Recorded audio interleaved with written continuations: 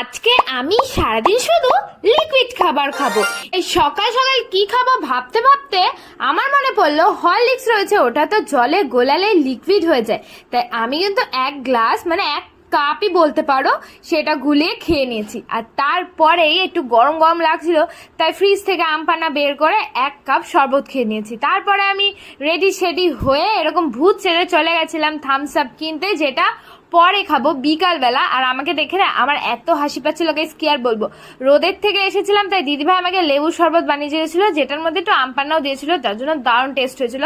আর কষ্ট করে দিদিভাই বানিয়ে দিয়েছে তাই আমিও কিন্তু দিদিভাইকে দিয়েছিলাম যে তুমিও একটুখানি খাও। তারপরে ঘুমিয়ে পড়েছিলাম, ঘুম থেকে উঠেই থামস আপটা দেখি ঠান্ডা হয়ে গেছে, সেটাই আমি কিন্তু 2 কাপ খেয়ে নিয়েছি। তারপরে আমি এখানে সন্ধ্যাবেলা বানিয়েছিলাম চা, কারণ চা না খেলে লিকুইড খাবার অসম্পূর্ণ। রাতের বেলা ডিনার সেরেছি ঠান্ডা ঠান্ডা লস্যি দিয়ে। চ্যানেলটা কেমন লাগলো জানিও, চ্যানেলটা সাবস্ক্রাইব করো।